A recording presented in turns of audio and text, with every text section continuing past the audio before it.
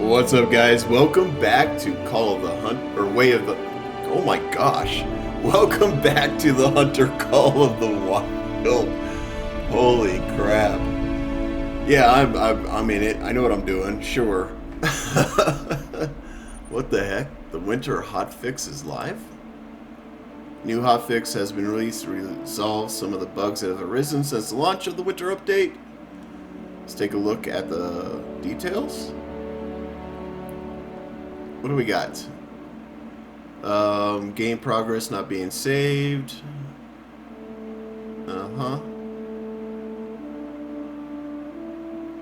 Decoys and collars. Animals, upland birds such as pheasants and grouse should be more reactive to the threatening presence of players and dogs.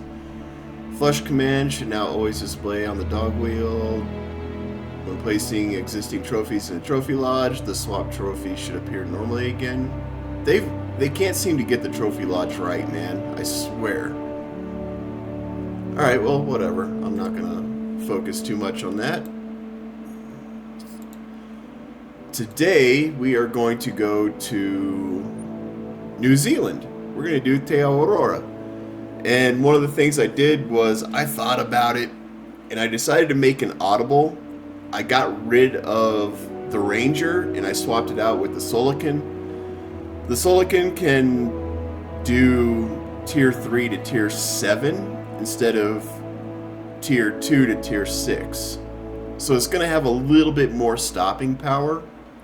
So we're going to give it a try, see how it works out for us, and we'll go from there. Let's see here. Te Aurora. There we go. Let's do this one.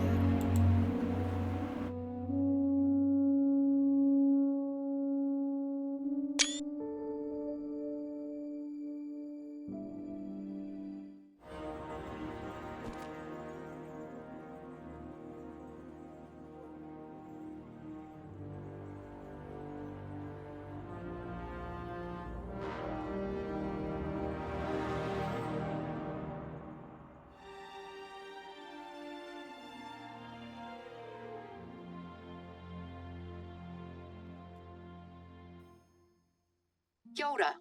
Nau mai haere mai ki Aotearoa. Welcome to New Zealand and to Te Awaroa National Park.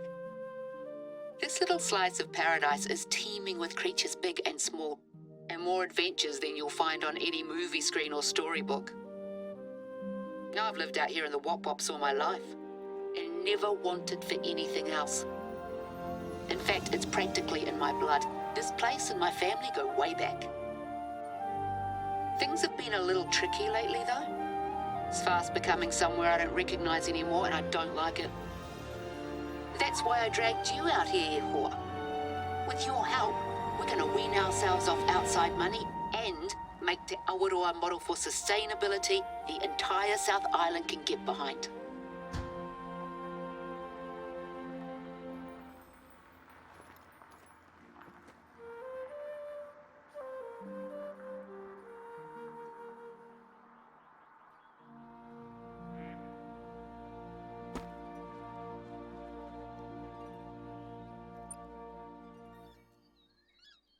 Right, let's get moving. Glad to see you've arrived in one piece. Josh is my nephew.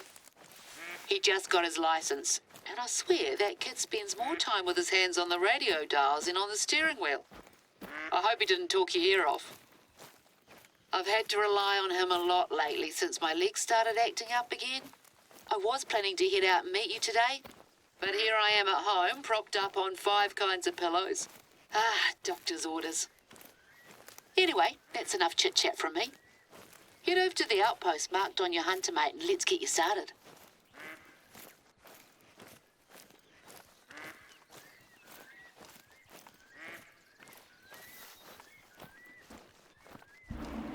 So the I hope first... you had a chance to spend some quality time on your own before I rang you up.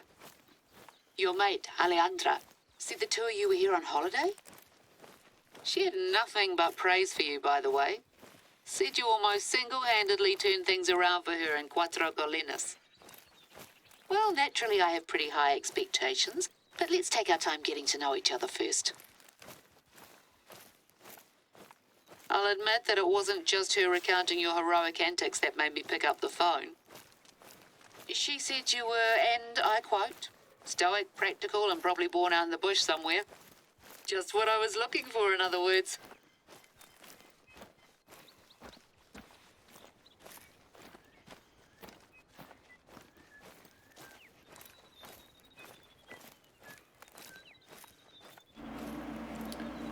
So with this map, the first part of this map, we're going to do a lot of back and forth. She's going to have us go south and north and then south and then north.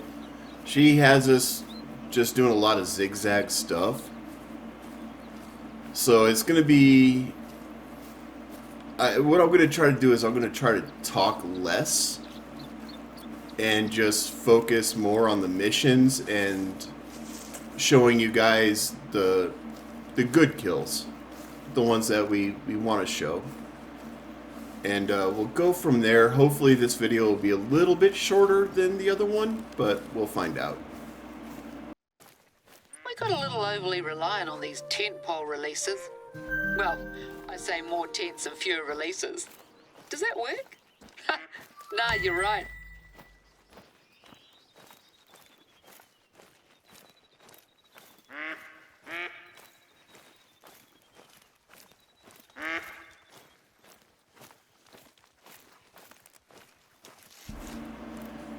So, for those of you who might be new to the game or just seeing this for the first time, I'll explain what you're seeing on the HUD right now. So, in the lower right-hand corner, you see the dog. Original right there. She's just following us around. That's what idling means. You'll see the compass, which is self-explanatory. It is a compass. Tells us the direction we're heading. So right now we're currently heading south. And that green V is the wind direction. So right now we have the wind at our back, which is not good. Any animal that's in front of us is going to smell us. But that's okay. We're not focused on hunting just yet. It also gives you the general wind strength. So the more green, the more windy it is, theoretically. You've got the binos, which is what I currently have equipped. Then you see that F there. That is for when I have a weapon equipped. So if I go to the Solican, you see we have 5 rounds in the magazine, and we've got 45 rounds total. That F will let me determine, now that I've got the skill unlocked, how my zeroing is. So right there, I'm at 75 meters, 150 meter zero, and a 300 meter zero. The green bar with the plus, that shows my health. I hit something. I don't know if it was a male or female. But that green bar with the plus sign, that is my health. You can get reset. You don't actually die in this game. You'll just get reset back to the nearest outpost. Below that, you'll see the little heart. That is my heartbeat, or my heart rate. So if I sprint, it'll go into red and it'll pump a lot. Basically telling me if I try to shoot, it's probably not going to happen. That circle is my visibility. So if I stop, you see that it goes down into that weird diamond shape. That's just showing that I'm less visible. The speaker should be self-explanatory. It's how much noise I'm making.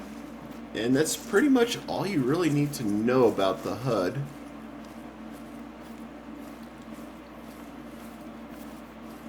Let's see. Oh, we did smoke something. We've got blood right there. Let's go ahead and grab this need zone.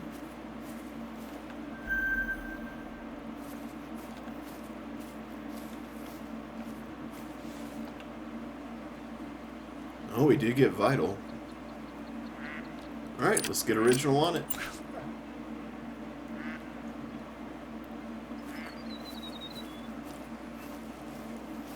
it's a female. Dang it.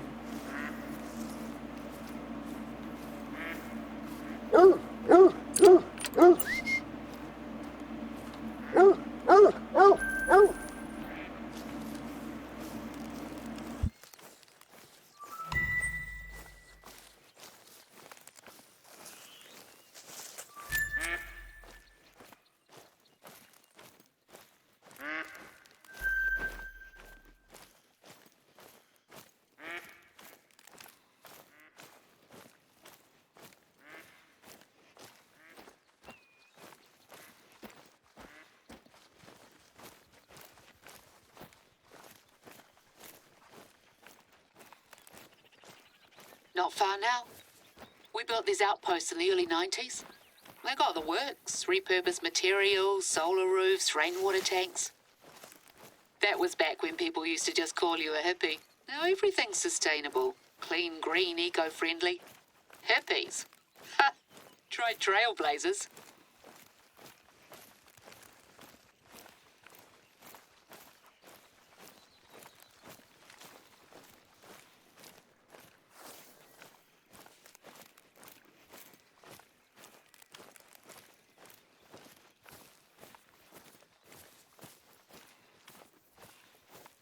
And good for the environment doesn't have to mean bad for your back. It's pretty cozy inside. Go on, take a look.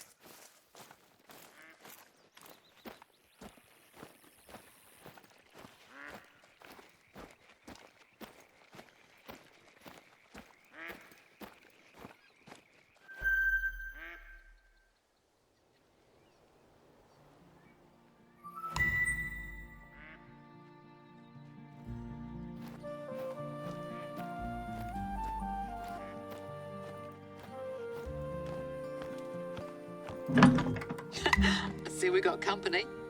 That'll be Josh's doing, the brat. I told him to leave things be, but I guess he couldn't resist. Anyway, maybe it's just as well you get used to it. I'll fill you in later. Right, mate? See that camera on the table? Strap it to your chest and let me explain what exactly you're here for. There's a lookout tower not far away, so you can head up there and get a sense of the place while I flap my gums. Nice and tight now. Wouldn't want it coming off right when you've got a shot lined up.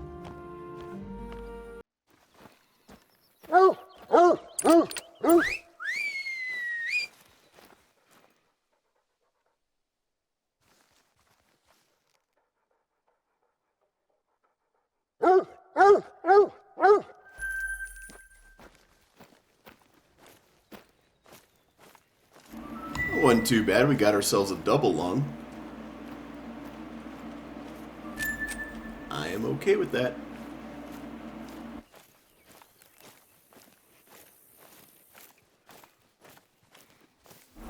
And if you're just joining us for the first time and you missed the Rancho del Arroyo series, or the Rancho del Arroyo video, there's a quick look at what we've got going on. We're level 11, 18,000 credits to our name right now. Nothing special, but hey, you know, we just started. So, the plan.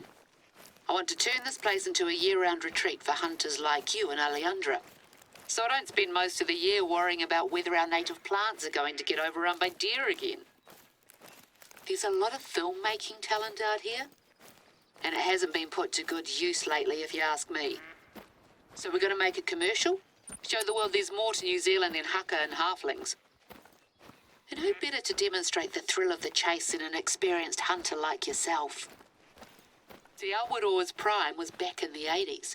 Most of the other hunters out here are equally long of tooth. We need someone young, new, dynamic. You.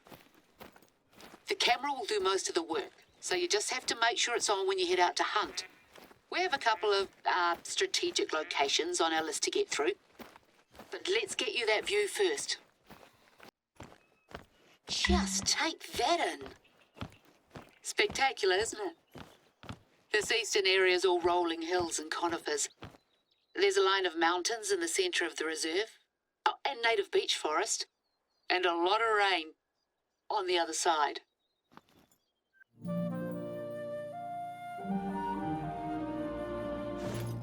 So remember Josh's little prank? This place doesn't receive a lot of government funding, unfortunately, and a couple of years ago we were running out of money for field research, and the outposts were in need of sprucing up. So I guess you could say we made a deal with the devil, the Hollywood devil to be exact. Long story short, they've just wrapped up filming for the final movie they were contracted to do. Some fantasy thing, shiny blade or shimmering dagger or something. Now let me check. Ah, resplendent sword. I'll send you the blurb they gave me. My nephew tells me it's a big deal, but I'd certainly never heard of it before this. But yeah, as nice as it is that Te Awaroa's beauty is up on the silver screen for all to see, it's come with its share of problems, to say the least. The bigwigs left in a hurry, and we got left with a bunch of basically intact movie sets scattered here and there all over the reserve. Well, I'm telling you all of this because Josh just rang me up and said that he spotted another set on his way back. Not far from where I wanted you to try filming your first hunt. Can I trouble you to go clear it out? We can't run the risk of any of the props from the film featuring in our footage. Cheers. So this is going to be an incredibly long shot. I don't think I'm going to hit, but we're going to try. Dang it. Holding my breath a bit too long. Maybe I won't try that shot. We'll see. The problem is we got one of those chammies that are blocking the one I want to get.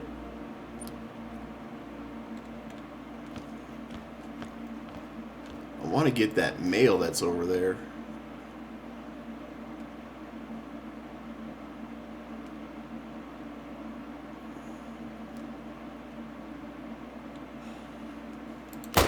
Tricky little fella, eh? If at first you don't succeed and all that, you'll get the next one. Okay, so yeah, apparently I whiffed that shot. I kind of figured I would. That was a very long shot and not an easy one at that. Oh, hold up. We got him. We did get him.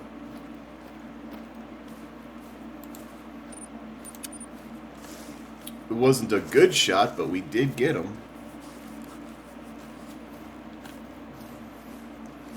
Alright, well, I guess I'll go collect that harvest up. Might as well, it's experience and money. Oh, we got us a nice silver. Flesh, intestines, lumbar. So we didn't hit the, we didn't hit any vitals, but he went down really quickly. Alright, so I touched on this in the first video. I'll hit it up again. So these are hunting structures. They cost a lot to build, but knowing where they're at is always good because by design, where these are at, generally animals are going to be around. So as you can see, $2,100 just to build that. That's a lot of money, and there's a lot of them on every single map. So if you try to build them all, you're going to go broke. So I only recommend building those if you've got all the equipment that you want to get. You know, buy all the tents, all the blinds, all the weapons, ammunition, all that good stuff that you want to get first. Then go back to these maps and build those. Or the only other time I'd really recommend building those is if you think you're really close to leveling up and you can use that extra 100 experience points to put you over the edge and get you that next level. Otherwise, I don't know. I personally, I don't use them that often, so I don't build them. You know, once we're done with all these maps, doing all the story missions and stuff like that, and actually start hunting for the great ones and the dimes and all that good stuff, then I'll consider spending the money because I'll have a lot of it by then. Just right now at the beginning, you don't really have a whole lot of money, and you need that money to upgrade your weapons, get the weapons that you want, and for gear, because everything in this game is way overpriced. So you need the cash to get the things that you need to get in order to have a successful hunt. But that's also one of the reasons why we're doing the missions, because we can do opportunity hunting while we're doing these missions. And it works out really, really well because we're exploring the map, we're getting all of our unlocks, all of our fast travel points unlocked. We're getting experience. When we complete a mission, you get 1,000 experience for every mission you complete. And while you're hunting, you're getting experience and you're getting credits. So it's just, to me, it's worth it to just do the missions on every map before you actually really focus on hunting. And that's the whole purpose, the whole thing that we're doing with these videos is we're just doing all these story missions. And I'm adding a little bit of commentary while we're at it. Oh, what a mess. If I'd known this was going to happen, I never would have agreed to it. This isn't even the worst of it. Right, let's take it one by one. Just bundle them into crates and I'll get someone to swing by later and transport them out of the reserve.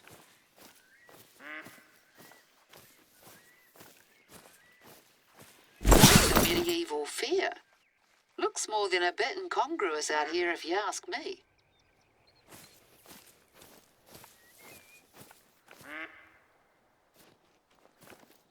Are those real oranges? Good enough to eat, eh?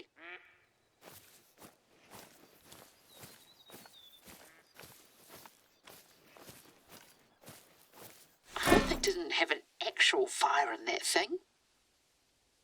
Imagine if some silly townie kid had wandered over here and decided it would be a good idea.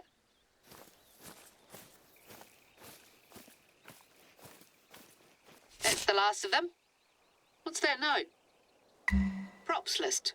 Foam statue of haughty elf standing prow, 9 foam warriors, 8 golden goblets, 3 green screens. This reads like a Christmas carol. See any of those? Bit dodgy. Townies must have been up here. Well, even though this isn't our mess to clean up, I should probably ask around and see if anyone knows what's happened to the missing props. The last thing we need is to get blamed for this. Maybe they did a very selective sweep. I'll see if anyone has a big wig's numbers. Thanks for your help, Ihor. Let's move on.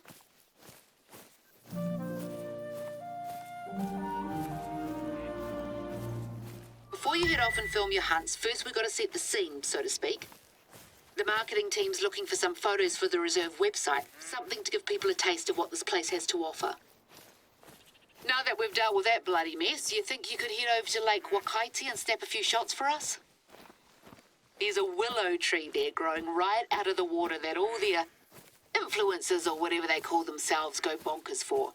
It does make for a good photo op, I'll give it that. If you're wondering why there's no one around, it's because the reserve is officially closed to visitors for the foreseeable future. And definitely conducting emergency field research, we said. If that's what it takes to get the day trippers to clear out for a hot minute, so be it. I swear I haven't seen this place so deserted in about 10 years. Ah, it's lovely, actually. Even if I can only experience it through you. We used to camp out here when I was little. Tramp over from the other side. Me and a gaggle of other kids carrying backpacks bigger than our whole bodies. Not much of that lifestyle left these days. I miss it sometimes.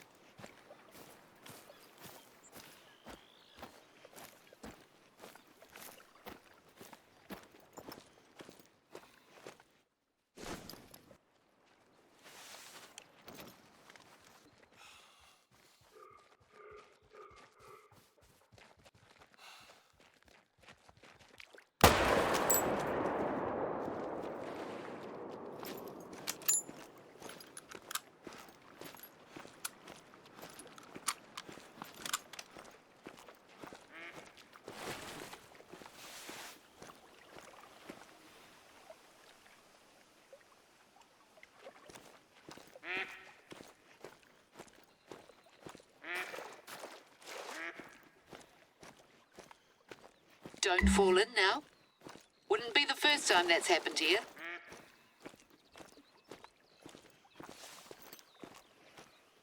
That'll do. It's looking well. We had some hoon try to saw off one of the branches a few weeks ago. Can you believe? Well, luckily someone managed to talk him out of it. Sometimes wedding parties will have the brides come up and sit on it, wade right into the water and soak those dear dresses. That tree is 80 years old. Started off as a stray branch nailed to a fence. It's a tribute to tenacity, if you ask me. Right, now for our next destination. Head down to the shoreline. There's a set of huge boulders there that have to be seen to be believed. I know what you're thinking. She's showing me some rocks. But trust me on this one.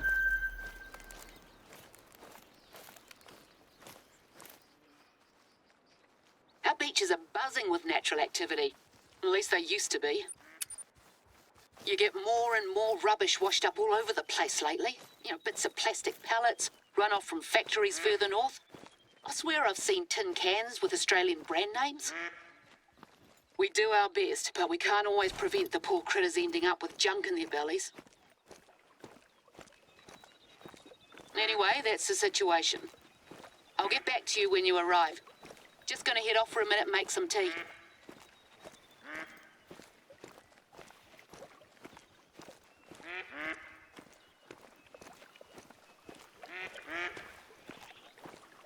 I don't really get why people fall over themselves trying to get slightly different variations of the same photo. Why can't they just stand back and enjoy it? Huh. I see what EW did here. That's dirty. Really fucking dirty. So, I smoked a duck out here in the water, as you can see. But instead of having the duck float to you like it used to do, now, if you do not have a retriever, you don't get the kill. You don't get to collect that harvest. That is some fucked up shit.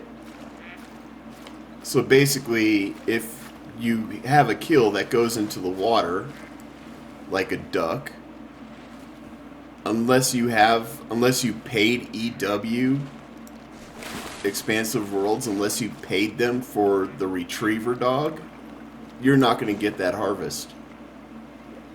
That's messed up. That is so messed up. Congratulations, EW, on being greedy little fucks. And, yeah. I guess we're not going to worry about waterfowl too much. That's so dirty. That is so dirty. Like, normally you'd see it floating on the water and it would float towards you. But now that they've got retrievers and they want people to buy the retrievers for like, what is it, $7? $5? Yeah, that's so fucked.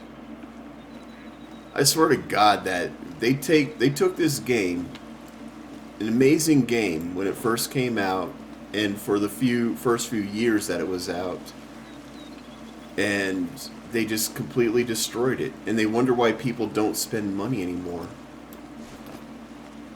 They wonder why they can't make sales and why this game is starting to flop, and it's because of greedy shit like that.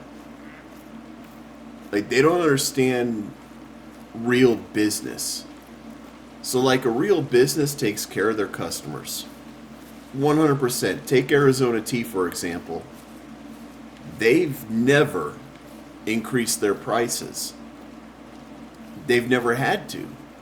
There was no reason to. Why change a 99-cent Arizona Tea? Why increase that price when there's no need to? So Arizona Tea is, I mean, they make a killing. They make an absolute killing. They're completely out of debt. They own everything that they have. And, I mean, the CEO did an interview and he said, why raise the prices when people are struggling with the economy? That it doesn't make any sense. Just keep it at 99 cents for an Arizona tea, and boom, we still make sales, and they're still making sales. They're raking in money hand over fist, and it's because they're not greedy. So I don't get it. I don't know why EW feels like they have to be greedy like that and destroy their product. Another example, for those of you who don't know, is Costco. They're hot dogs. So the original CEO of Costco put out that, what was it, a hot dog and a drink or something like that for $1.50. And they had never raised their prices. Like, it was $1.50 since 1980 something, 1983 or 86, something like that. They've never raised the prices. And when the new CEO came in, they said, look, we got to figure out a way to do this to where we're not having to raise prices. So they bought a processing plant, literally bought a plant just to create hot dogs. So they cut their costs by going through middlemen and whatnot. They do all their shipping in-house. They do all of that stuff. So the Costco hot dogs stay at $1.50 instead of raising the prices on the customers. And so they look for ways, really good companies look for ways to take care of their company, to take care of their customers while also generating a profit. And that's a lesson that Expansive Worlds needs to learn. Otherwise, games like this, they're going to go extinct.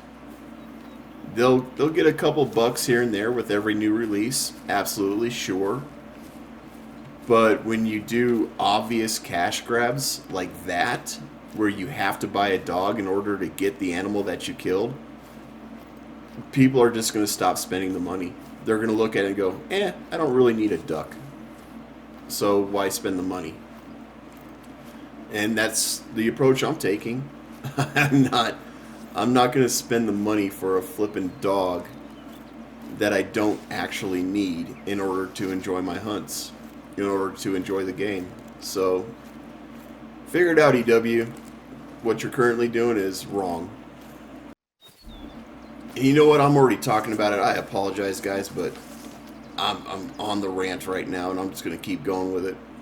So, I stopped playing this game because of the cash grabs. And it was obvious. There's a video on my Hunter Call the Wild playlist, the old playlist, called She Said What? And that video has gotten quite a few views.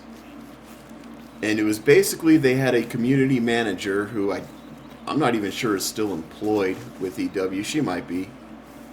But the community manager's name was Meagles. That's what she went by. And she came out with a video when these guys were released, because there was a huge bug with the dogs. And it wasn't just the dogs, like EW screwed up a lot of stuff. With stories about them around the campfire. Me and my brothers never know what's lurking in the bushes around here at night. There was an issue with render distance, shots disappearing, animals disappearing, trophy lodge issues. Like, when they released the Bloodhounds, it was an absolute shit show.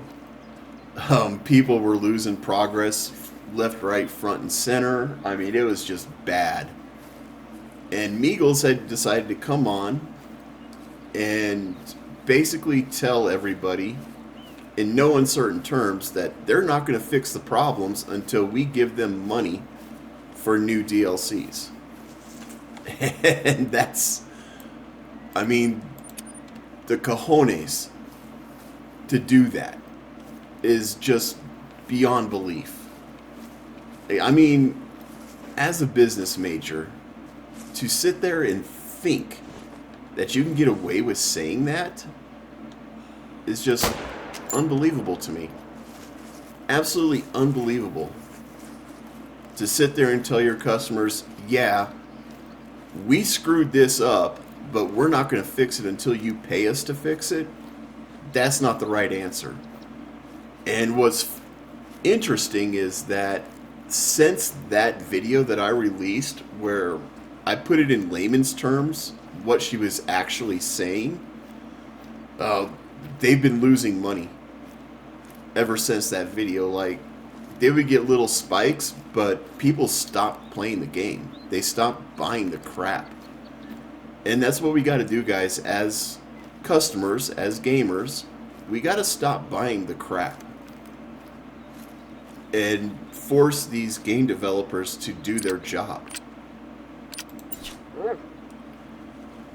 I mean, a lot of you might not be old enough to remember the days of the early consoles, but if a developer came out with a game for like the Nintendo Entertainment System and it was chock full of bugs, that game did not sell, and that developer quickly went out of business.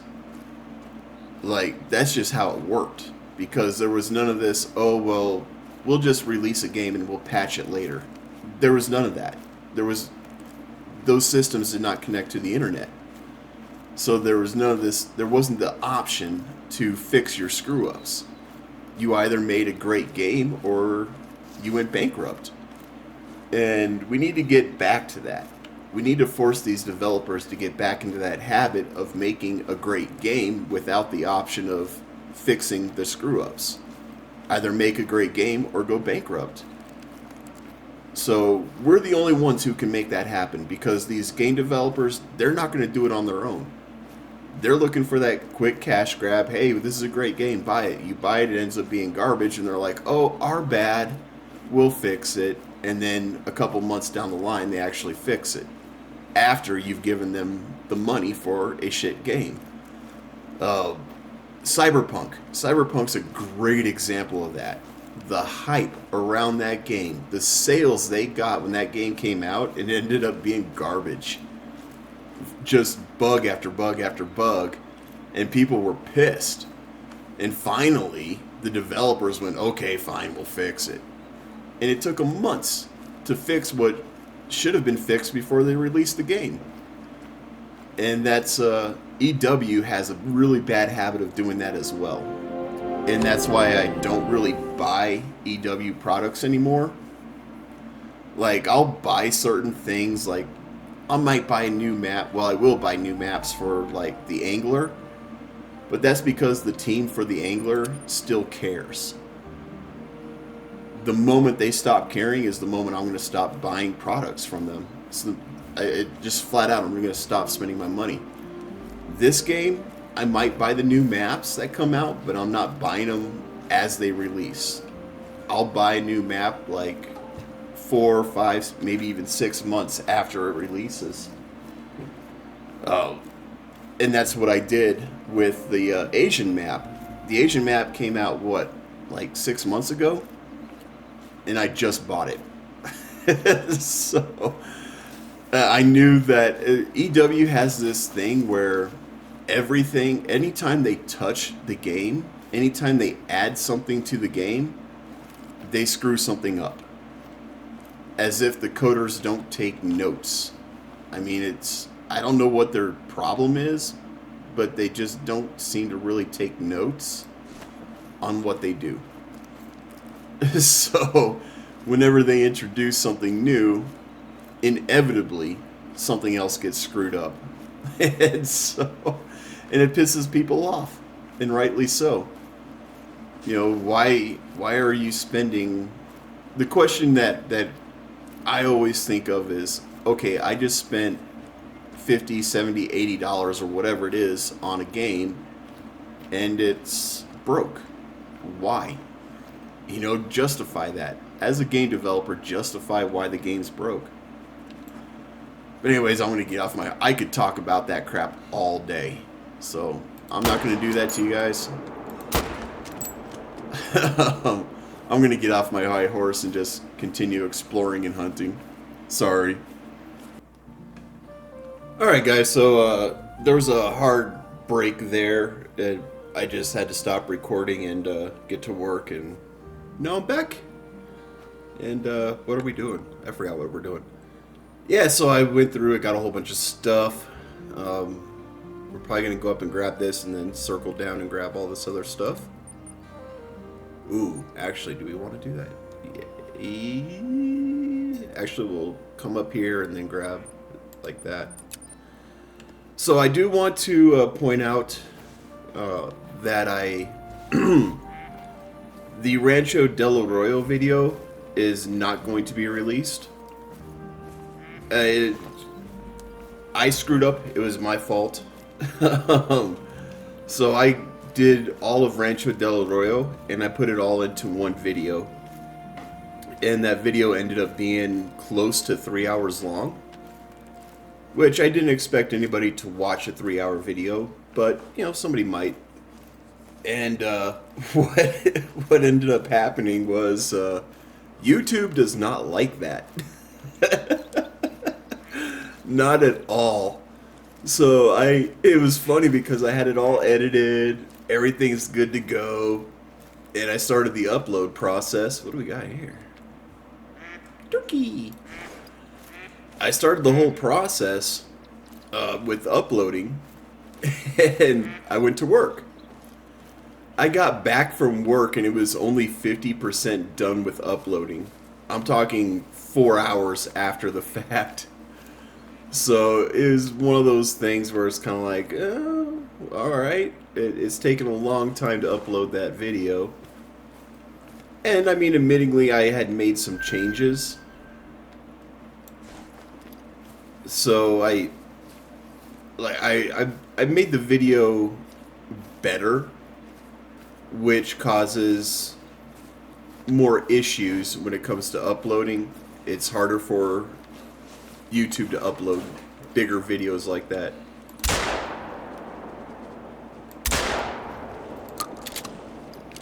I don't know if I like this rifle or this shotgun.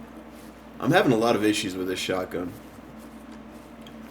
But anyways, yeah, so I let it go. I slept all night while it was still uploading, and by the time I woke up, it was still only at like, I think the highest I got was 65-66% uploaded. So I was like, okay, you know what, this is dumb. There's no way I'm gonna sit here and leave my computer on while this thing uploads.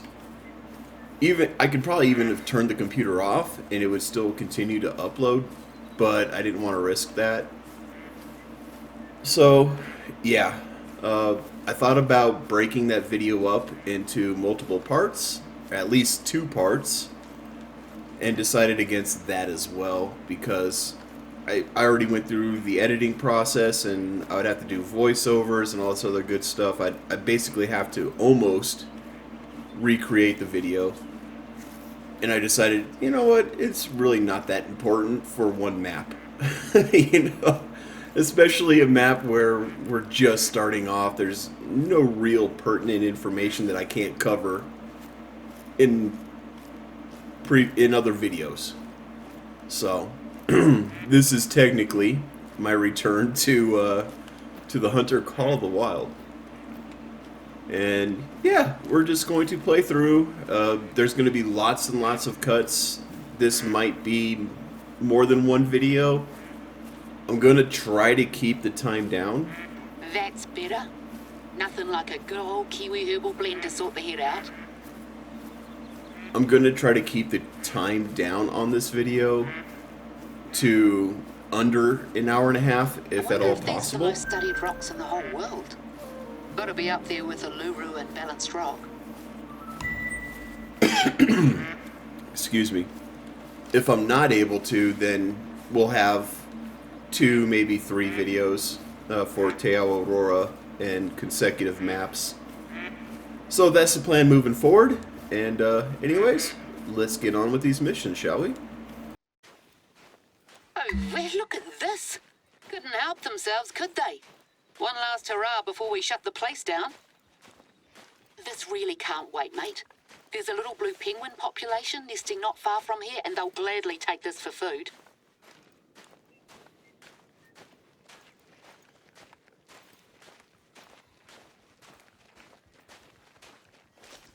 Okay, that looks manageable.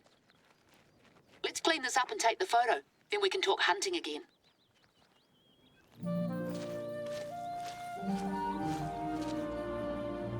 Well, as you can imagine, being featured in a host of box office hits has done wonders for our profile with tourists. Problem is, a lot of the people who come are just here to take a few photos, dump a heap of rubbish, and then leave unceremoniously. So we end up with messes like this one. I'd like to say that we've become the victim of our own success, but that's letting me off the hook. Right, there should be a stand over on the other end of the beach with rubbish bags and a picker.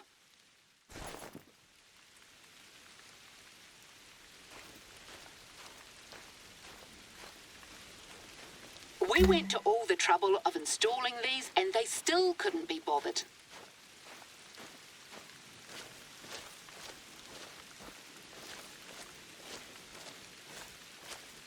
Looks like they had quite the little feast.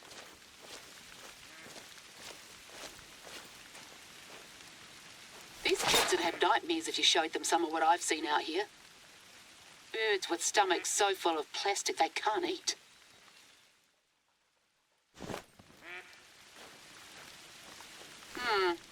South Island University. I knew it. Way too many people around here who have never respected this place. You can leave them over by the stand. There, spick and span. You made quick work of it.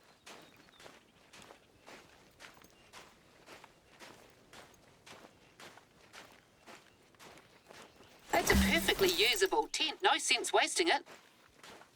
Anyway, I've had enough of this. And we need to ensure that we're attracting the right kinds of tourists, not just day trippers from Christchurch out on their school holidays. It's okay for people to come here and leave no trace, but it'd be better if we could rely on them to help us with our conservation goals.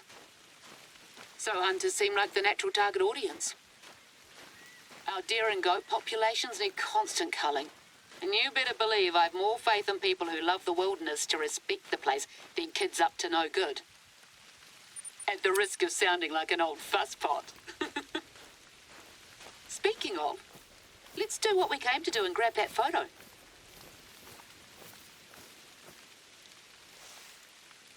Lovely use of lighting. I may have to hire you to help out on my next book project, if I ever finish the current one. There's a lot of theories about where these boulders came from. Volcanic activity, lightning, even aliens. I've heard them all over the years.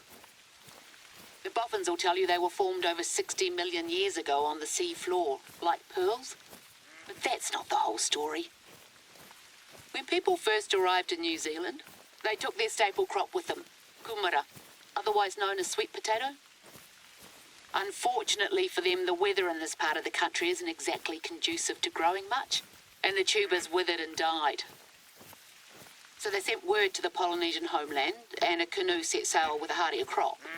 But it was caught in an intense storm just off the east coast. Each wave that struck it was so large that it made a new hill. Those are the ones you'll see further inland, and all of the cargo went overboard. And that's what these boulders are. Petrified kumara, eel baskets, calabashes. The canoe itself formed the reef further up. Moral of the story? Things have long shelf lives. A lesson I wish someone had taught those kids. Right, feeling warmed up? Good. It's time for you to show me what you can do.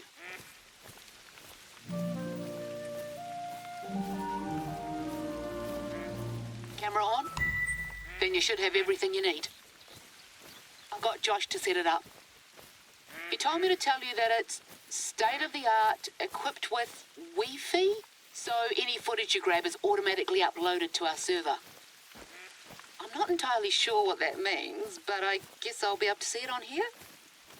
No pressure then. There's good hunting in the whole of this area, from up around where you cleared out the props earlier to closer to the beach. Take your pick. But just one thing. We want it to show up nice on camera, so no minnows. Try for something at least 30 kg. The larger the better. Should be no problem for a hotshot like you. No word back from our friends in Hollywood regarding the props, by the way. My guess is that some townie thought it'd be a hoot to grab them for their crib. But I'm not keen on the idea of someone wandering around when we're supposed to be closed to visitors. Anyway, nothing you need to worry about right now. Just focus on those killer shots.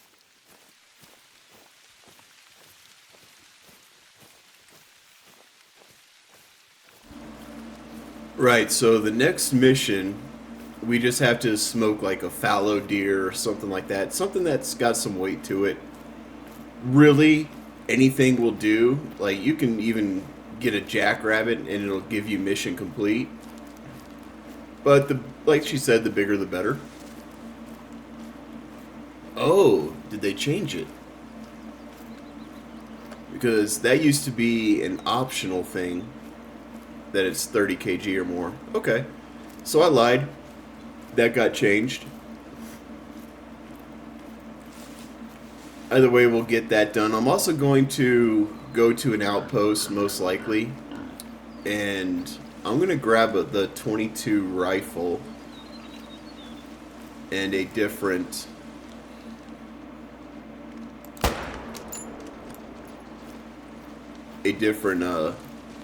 shotgun. Hopefully this thing's over 30. We'll find out. I really don't like that shotgun. I don't know. I think the sights are throwing me off more than anything. What do we got here? 50 kg, that'll do. What a beaut! And that chase. Gonna make for some great footage. You're living up to your reputation, I'll give you that. A lot of people around here think that hunting's heyday peaked in the 70s and 80s. Back when you'd get scores of daredevils out in helicopters gunning down deer 3 at a time. That's not the done thing anymore, for a whole host of reasons. But these days we need hunters more than ever. And I'm glad I have you on board to help us show the world that.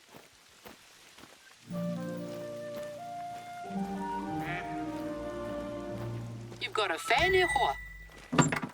Josh gave me a hand posting some footage from your hunt to the reserve chat group, and it caught the eye of our resident sharpshooter, Melanie Murphy.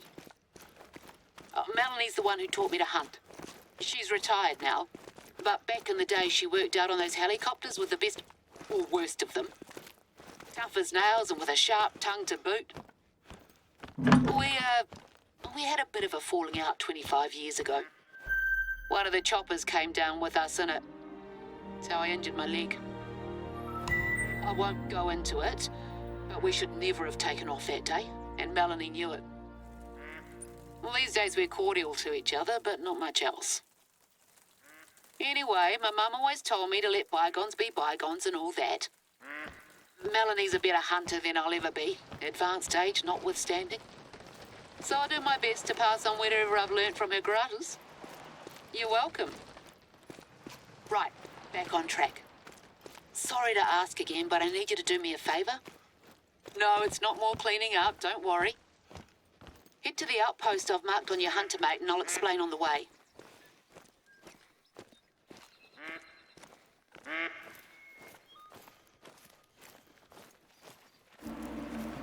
Right, so our plan is we're going to kind of follow this coastline up to this bridge. I believe there's even a little something back up in here that we should get or could get. I think there's something over here that we're supposed to get as well. Hopefully that'll... Actually, you know what? Let's just come here. Excuse me, I'm still getting over this sickness. I just have the lingering effects anymore these days. So my throat is still kind of, I get congested every now and then. My nose is still a little bit congested. It's much, much better. But anyways, let's, we're gonna alter our loadout a little bit. Like I said, I'm not a fan of that shotgun for sure. I've learned that I've absolutely, positively hate it. The Caversham. We're gonna go back to our 10 gauge. I'm actually decent with that. I'm not great with it, but I'm decent. So we'll grab that. And I'm going to get rid of the pistol. And we're going to add a 22 in here. We got the Virant that we can use. There we go. Do they have the 22 AR platform? They got the 223.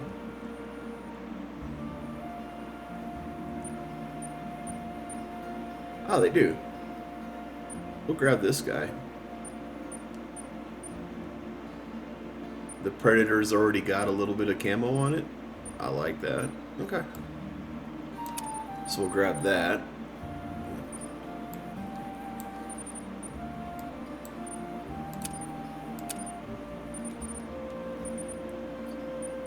Let's see. We don't need the 12 gauge. We'll go back to the 10 gauge.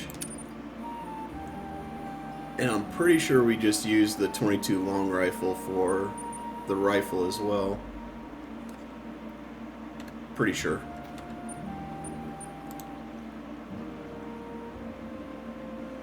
I thought I got rid of the Valgarda. Or no, we're keeping the Valgarda. Gosh, I'm stupid. So we'll put the 22 there. Sheriff there. Yeah, cool. That works. And we'll even put the sights on the 22 because why not? Right, so here is our Sheriff. I really like this shotgun. Like, I've just gotten good with it. That's the only reason. I'm sure if I practiced with the other ones, I'd be fine. And this is our 22 for them long-range shots, which I like. Right. Well, let's head on over, and we're gonna get to. We're gonna get that. Oh, geez. We're gonna get that outpost, and then I'm probably gonna call it an episode, and we'll start with the second episode, since that was pretty much this whole area.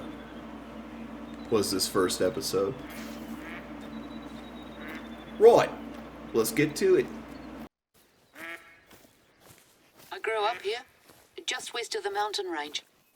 We were a small community of outsiders living in sync with nature. No running water and only whatever electricity our generator could provide. People from down in the local town used to call it a hippie commune, but I've never liked the term. It was about sustainable living first and foremost. We weren't just there to not shower and sing Kumbaya all day. So when I say the place is part of me, I mean it. Mum's family can trace their lineage here to the 14th century, and we've accumulated a lot of stories over the years. Some of those are about an animal that holds a special place in my heart.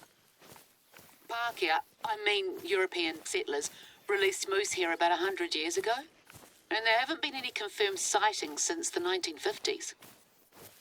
But I swear to you, I saw one when I was little, staring straight at me out of a hazy morning mist. Ever since then, I've been determined to prove that they're still here. Even written a book about it. Or am writing a book about it, I should say. I can't give it the conclusion it deserves yet. I don't hold out much hope anymore. But I've got a few trail cameras scattered here and there. Usually just throw up deer herds and the occasional teenager behaving badly. But they're pretty low maintenance. One of them got knocked over and the battery's completely munted.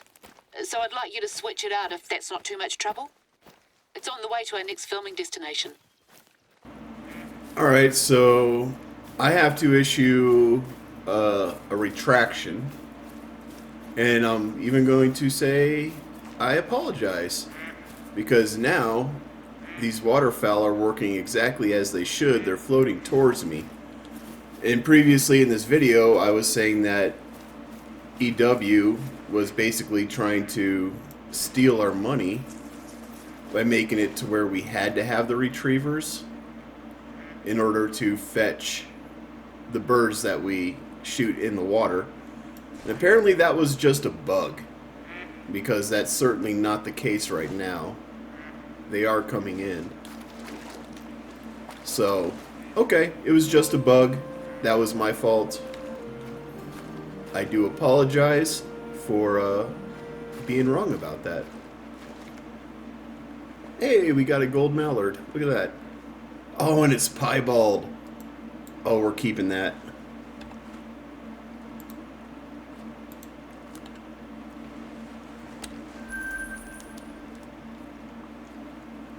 And we got a silver female. All right. Hey, so far that is my best kill. Was that piebald? Love it. So we'll actually, I think before we end this video, we'll place that piebald into our trophy lodge. Heading to the outpost. There should be a battery pack on the table.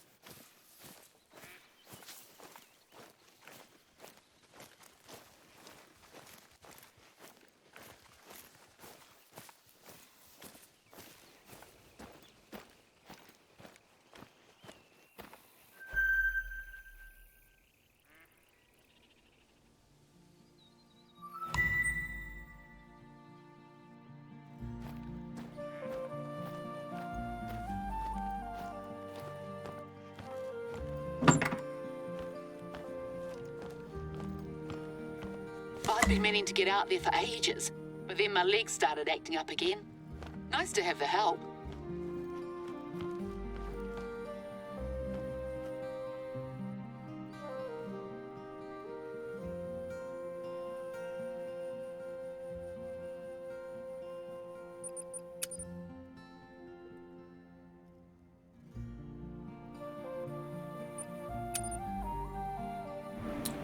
Right, so let's get us a trophy lodge.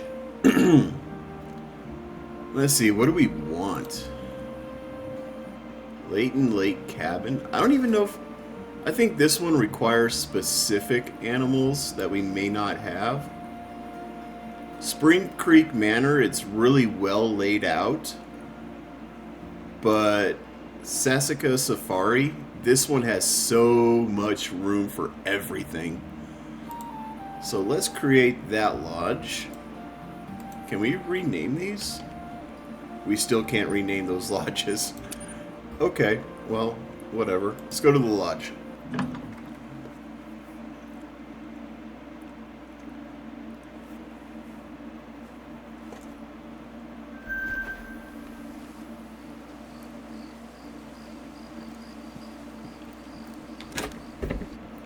So, I mean, there's just so much room in this lodge, and there's multiple rooms, which is awesome. I just got to remember how to do all this. Switch to edit mode. There we go. So now we can see our stands and our plaques and all that good stuff that we can throw critters on. And I think we're going to put our piebald right here. Our piebald mallard, gold. Place that guy. Let's see here. So, oh, look at that. Oh, I love that. We got the little bit of green on the top. That's so cool. That is cool. So let's see here. What we can do. Got them landing.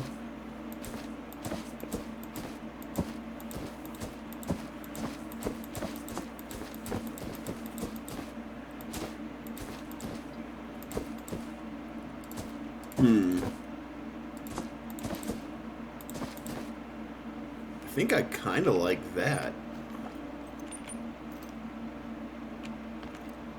Oh, but man, do I want to use that pose? Like, I'd really love to show the colors off on the wings.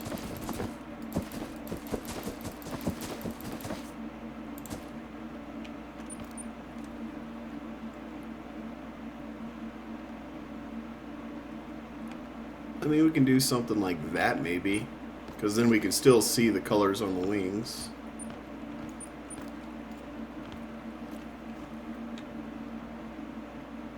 What if we did something more like that? Because that way, we can still come up here and see the pretty colors. See those blues on there on the wings, the green on the head. I think we'll do that. And then investigative mode. There we go. We can see what we got. I like it. So I can also put him up on like a plaque, one of the small plaques, and it'll show him flying and stuff like that as well. But these little small ones here, these small trophy stands, they're perfect for the birds. Nice. So we got our first trophy. The first one we want to keep at any rate. Well, there we have it, guys. I am going to call it, this will be part 1 of Te Ao Aurora, and we'll call it complete. So if you like this video, hit the like button. If I've earned it, hit the subscribe button. And as always, be safe, be cool, and have fun. We'll catch you in the next one.